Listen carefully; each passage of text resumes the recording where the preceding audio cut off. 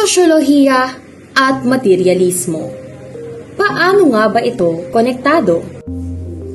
Sa panahon ngayon ay marami na nagsasabing pera na nga ang nagpapaikot ng mundo.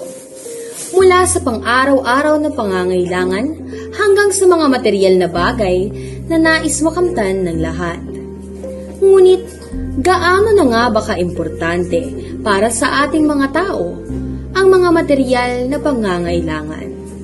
Ating alamin mula sa mga piling estudyante at staff members ng City College of San Jose del Monte at mga piling mamamayan nito. Kamakailan lamang kami ay nagsagawa ng isang survey noong ika-6 ng Nobyembre upang alamin ang pulso ng masa. At sa una nating in-person survey or face-to-face survey, ang una nating nakapanayam ay si Karil Paclivar ng BESED 1D, kung saan inihayag niya na ang kanyang sana sa buhay ay ang maging masaya. Panoorin natin ang panayam. Ano po pangalan mo? Karil Paclivar. Ilang taon ka lang? 18. Saan ka po nakatira? Sa Francisco. Ano po yung sana mo? Sana maging masaya na ako. Ano po yung mga ginagawa mo para may sa katuparan po yung sana mo? Ini-enjoy ko na lang yung araw-araw. Tsaka demo or mga pagsubok na pinagdadaan ko. Pinipray ko na lang praise God. Dapat araw-araw mag-enjoy ka. Kasi yung sana ko is sana maging masaya na ako. Kasi pinagdadaan pa ako. Sana yun sa mga araw-araw na ginagawa, maging masaya na ako. May magiging epekto siya. Like, hindi ako makapag-focus sa mga ginagawa ko. Hindi ako makakapag-focus kung hindi ako masaya. Ano po yung magiging payon po para sa mga ibang kabataan or tao na nakakaranas po ng gustong kumabot na sana mo? Sa sana lang. Sa pang-araw-araw po na buhay, sa palagay mo po, nakaka-apekto po ba ito sa material na pangangailangan mo po? Oo. Nakaka-apekto ito kasi parang yung mga pangangailangan, yung lalo na yung mga material na bagay, kailangan natin yung magamit sa araw-araw. Kailangan yung sustento kami. Meron tayong financial para sa materials na gusto natin. At sunod naman naming nakapanayam si Ashley Bartolome ng BESED 1D. Hakbang na ginagawa mo po para may sa katuparan mo po yung sana mo po? Yun, katulad nga ng sinabi niya kanina, ine-enjoy ko na lang yung buhay. Like, kung yung araw ko is masaya ba, malungkot ba, ine-enjoy ko yun in a good way. Kahit pangit yung mga income nito sa akin. Then dahil din paligid po namin, like yung mga friends, sa family, dahil po sa kanila, patuloy ako bumabangon at nabibigyan ng inspirasyon para ipagpatuloy yung gusto kong malang sa Sa tingin mo po, may epekto po ba sa'yo kapag hindi mo po kasi is nais sa katuparan yung sana mo po? Oo naman, sobrang laki impact nun. Siyempre, iba pa rin kapag nakapagtapos ka ng pag-aaral, diba? Kahit sabihin mong madami kang kumikita ka na ng pera kapag nag-work ka. Pero kapag tinanong ka, anong natapos ko? Sasabihin, di ba wala kang masagot? Kaya mas maganda sana kung may natapos ka sa pag-aaral. And then, ayun yung isang bagay na ikaka-proud ko sa sarili ko at ay pagmamalaki ko sa akin. Ano naman po yung may papayo po dun sa kabataan o tao po na nakakaranas din po na makapot po yung sana mo po? Laban lang. Tuloy lang kung ano man yung pinagdadaanan mo sa buhay. Hindi naman huli yung lahat para ipagpatuloy yun. May nababalitaan nga tayo minsan, di ba, kahit matanda na, nasa age 60, 50 to 60, di ba, patuloy pa rin nag-aaral.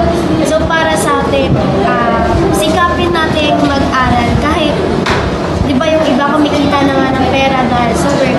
So sinasabi nila na hindi ko na kailangan ng pag-aaral na yan, para saan ba yan? Pero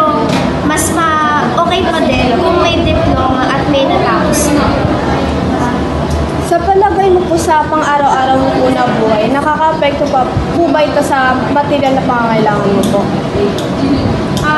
Opo. Especially sa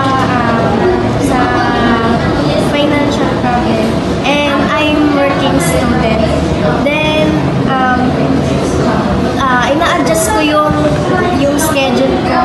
Nahirapan akong i-adjust yung schedule ko sa work. Minsan hindi nagkakasabay-sabay. Talagang nakaka-stress. Tapos minsan, sumasabay din yung tambak na reportings, yung mga minsan problema sa bahay. Dahil nga sa mga kaibigan ko na nakapalibot sa akin. So, unti-unting nababawasan yung mga problema na yun. At the same time, nilalagpasan ko yung mga pagsubok ngayon. At natatapos ko yung araw na masaya ako kahit pangit yung income nito sa akin. Ngayon naman ay ating pakinggan ng perspektibo mula sa Professor ng Purposive Com ng City College of San Jose at isa din siyang Quality Assurance Officer, si Professor Juriel Abel Llanosa. Ano po ang inyong pinagkakaabalahan sa buhay? Ano pinagkakabalahan ba? Trabaho? Ayun po sir, trabaho and hobbies. Ang pinagkakabalahan ko sa buhay ay siyempre nagtatrabaho bilang isang guro dito sa City College San Jose del Monte. Sa pinagkakabalahan naman, mabuhay lang. Ayan sir, eto po, medyo mabigat-bigat. Ano ang sana mo sa buhay? Halimbawa, meron akong magandang tirahan or magarang sasakyan. Sa ngayon, ang sana ko lang sa buhay, sana lahat ng mga mitiin at pangarap ko sa buhay makamitan. Gaya ng magkaroon ng sariling bahay, magarang sasakyan, kahit hindi naman magarang, basta sasakyan lang. At sana lahat ng yun maabot ko rin sa tamang panahon. Ayun. Ano naman ang hakbang na ginagawa mo upang maisakatuparan ng iyong sana? Ang hakbang na ginagawa ko, syempre, bilang isang guro na kumikita ng pera kahit pa paano natatabi. At ano pa ba? Syempre sa bawat araw may natututunan at lahat ng aking natututunan ay tinadala ko para kahit maliit na hakbang, nagiging hakbang pa rin para mas maging better pa yung sarili ko para makamtan ko yung mga pangarap kong gusto maabot sa buhay. Ayan. Meron ka bang nakikitang magiging harang sa pag-abot mo sa iyong pangarap na sana, kung meron man, ano iyon at bakit? Ang nakikita ko lang na magiging harang sa aking mga makakamitan. Sa totoo naman talaga, lahat, ang Diyos hindi maglalagay ng harang na hindi mo kayang lampasan. So, ang kalaban na magiging harang is yung sarili mo. Sa buhay, may dalawa ka ng pagpipilian. Pagpatuloy o sumuko. So, pag sumuko ka, talo ka. Pag nagpatuloy ka, panalo ka. Pag panalo ka, sabihin, sinira mo yung harang na yun. Very nice. And next one, ano sa iyong palagay ang epekto sa iyong sarili kapag hindi mo makamit ang iyong ninanais? Sa tanong na yan, naniniwala naman ako na lahat ng bagay may dahilan. Siguro kung hindi ka man makamit yun, baka hindi ko lang panahon. So, sa buhay naman, hindi tayo isang landas na tinatahak. So, siguro, if you fail once, get up twice, sabi nga nila. Hindi porket hindi na ako nag-succeed, titigil na. Patuloy lang ang agos ng buhay. Laban na anak sa sabi nga nila. Ayan. Thanks for the reference, sir. Now, next question tayo. Ano ang nais mong ibahagi sa mga taong maaaring nakararanas din ng iyong sitwasyon? Ang mababahagi ko lang sa mga taong halos kagaya ng aking pinagdadaan. Unang-una nga sa lahat ng bagay ay nangyayari sa plano ng Diyos. Pero hindi minsan sapat ang plano lang ng Diyos. Ang pangarap ay dapat kinikilusan. Ang pangarap ay hindi magiging hindi mo masasakatuparan kung hindi mo gagalawan.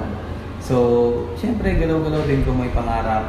Tapos, ang aral sa buhay ay hindi magiging aral kung hindi ka natutunan. Kaya kung natutunan sila sa isang bagay, i-apply nila yun sa mga bagay pa nilang makakasalamuha sa pag-abot ng kanilang mga pangarap. Ayun. Hirapan ako mag-Tagalog. Eto sir, last question natin.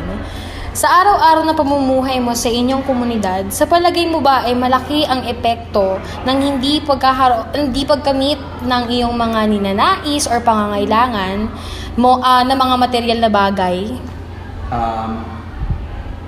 Ganito kasi yun, ang material na bagay para sa akin, ayun lang yung mga bagay na gusto natin. Sa buhay naman, iba ang kailangan sa gusto. Hindi naman magiging hadlang kung hindi mo nakuha yung gusto mo para ipagpatuloy ang pamumuhay. So, it's really not necessary to have those things na hindi mo naman kailangan. So, sa tingin ko, hindi yun nakakahadlang sa pamumuhay ko bilang isang tao sa aking community. Pero sa ano naman po, sa perspective ng what if need mo siya? Siguro kung kailangan ko, example, Foods, necessities, mga ganun. pag ganun yung pagkukulang. Opo. Pag ganun yung pagkukulang talaga, siguro double hassle tayo. Example, nagtuturo ako, gagawa pa ako ng bagay na pagkakakitaan ko. Kailangan natin mag-double hassle. Siyempre makaka-apekto talaga yun. Ang hirap kaya magturo ng gutom ka, magturo ng hindi ka nakakain, magturo ng hindi walang sapat na tulog, walang sapat na tubig. Malaking mga bagay talaga. Magiging factor talaga yon para maapektuhan yung pamumuhay mo sa community or yung pag-function mo as an individual sa community. Ayun. Maraming salamat po, sir, sa pagpapaunlak sa aming team. At ang huli naming nakapanayam ay ang Public Order and Safety Officer na si Rebecca de la Peña. Ano pong sana mo? Ano pong sana mo po sa buhay? Sana makagraduate ang mga tatlong anak ko ng college. Sana magkaroon sila ng ayos na buhay. Ano na po yung mga ginagawa mo po para po may sakatuparan mo po yung sana mo? Kailangan ko kung sikapin na mapagtapos sila ng pag-aaral. At sikapin ko rin na maging maganda rin na maibigay ko sa pangangailangan. Ano naman po yung magiging epekto po sa'yo kapag hindi mo po na isakatuparan yung sana mo po? So sad, siyempre. Dahil halimbawa, hindi ko sila sikapang makapag-graduate dahil sa financial. Siyempre, mahirap bilang magulang na hindi ko sila magtapos na pag-aaral. Ano naman po yung maipapayo po para sa mga kabataan o tao po na nakakaranas po na gusto rin kumabot yung sana mo po? Kailangan lang nila na magsikap, kailangan lang nila na i-achieve yung gusto nila, at huwag sila maagang asawa. Huwag sila, mag-boyfriend man sila, pero kailangan nila tuparin pa rin na makatapos sila pag-aaral. Kasi kanina yung anak ko, pinayagan ko naman sila mag-boyfriend, pero ang goal nila, kailangan lang makatapos sa pag-aaral bago sila mag-settle. Sa palagay mo po, sa pang-araw-araw mo po na buhay, nakaka-apekto po ba yung mga material po na pangangailangan mo? Yung sobra. Lalo pag ang sahod namin is delay. Ayun. Lalo sa pang-araw-araw na pamasahe ng mga bata. Ang hirap yung kung saan ka kukuha. Thank you po. Maliban sa mga actual interviews na aming isinagawa, ay naglunsad din kami ng isang online survey nito lamang kasagsagan ng Undas 2024. Kung saan, tinanong namin ang 60 tao hinggil sa kanilang saloobin sa mga material na bagay. Ilan sa mga katanungang aming ibinigay ay kung ano ang kani-kanilang mga sana sa buhay. Ilan sa mga naging pahayag nila ay basahin natin.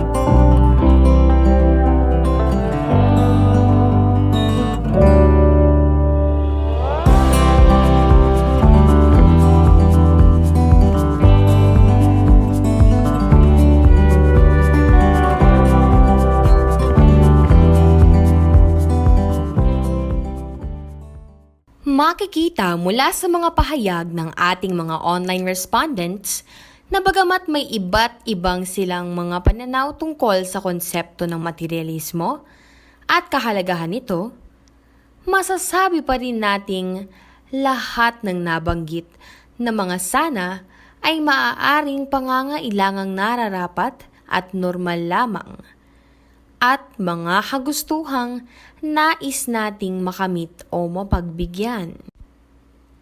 Hango sa teorya ni George Herbert Mead, kasama na rin ni Max Weber, na parehong tanyag sa kanilang social theory framework na kung saan ipinaliwanag nila ang ideyang ang katauhan ng isang tao ay nahuhulma ayon sa pakikisalamuhan nito sa iba. Isa na nga sa mga konseptong kanilang ipinahayag ay ang symbolic interactionalist perspective, na kung saan ang mga tao ay nakatuon sa pagbuo ng kahulugan mula sa iba't ibang mga simbolong nabubuo sa pakikisalamuha sa iba. Ilan sa mga ito ay ang mga salita, kilos, at maging mga aktwal na bagay. Sa isang sanaysay na isinulat naman ni Christian Hill Benitez noong 2022, hinihimok niya tayong pag-isipang mabuti kung ano ang epekto ng maling pagpapahalaga sa mga dapat unahin hinggil sa mga material na bagay. Iilan lamang iyan sa mga pag-aaral at literaturang konektado sa aming pagsusuri ukol sa sosyolohiya at materialismo. Sa paglipas ng panahon, maraming mga bagay ang nagbabago, gaya na lamang ng ating pananaw tungkol sa ating lipunan. Kung sa tradisyonal na perspektibo, ay mas pinahahalagahan ng katayuan ng isang tao sa lipunan, pagdating naman sa modernong pananaw, ay nasusukat ang pagkakakilanlan ng isang tao ukol sa kanyang mga nakamit sa buhay. Ngunit sa makabagong mundong ating ginagalawan, madalas nang maikumpara at maiayon ng karamihan ang pananaw nila sa sarili sa pagsabay sa uso o mga bagong bagay. Paminsan-minsan ay nawawaglit sa ating isipan ang mga katagang, "Kailangan ko ba ito?" Sapagkat ang pag-aanalisa ay napapalitan na ng matinding kagustuhan na makibagay. Isa sa mga ideyang talamak saan man tayo magpunta ay ang pakikibagay. Madalas nating isiping ang pakikibagay ay nadadaan sa pagkakaroon ng mga material na bagay gaya ng sa iba. Kaya naman, hindi natatapos ang siklo ng materialismo. Maaari nating tingnan bilang isang mabuting bagay ang materialismo kung ang layon natin ay gawing itong inspirasyon upang magsumikap palalo sa buhay. Ngunit, kung puro materialismo ang ating paiiralin, maaaring magkaroon ng gulo sa ating isipan at pagkatao. Sapagkat, hindi matatapos ang pagpili natin sa ating mga gusto na hindi natin naisasaalang-alang ang mga pangangailangan natin. Marahil ay may ilan pa rin sa atin ang hindi alam kung kailan nga ba nagiging labis ang ilang mga bagay tulad na lamang ng konsumerismo. Importanteng ating mapag-alaman kung saan dapat limitahan ang ating pagkonsumo sa mga bagay na gaya na lamang ng mga makabagong teknolohiya, sasakyan, damit, at iba pang mga palamuting ating nais bilhin. Iyan ang konsepto ng konsumerismo at materialismo na dapat nating tandaan. Sa panahon natin ngayon, huwag nating kalilimutang tanungin ang ating sarili kung kailangan ko ba ito bago tayo pumili. Dapat ay matutunan nating maging mapanuri at manimbang kung ito ba ay pangangailangan para mabuhay o isang material na kagustuhan.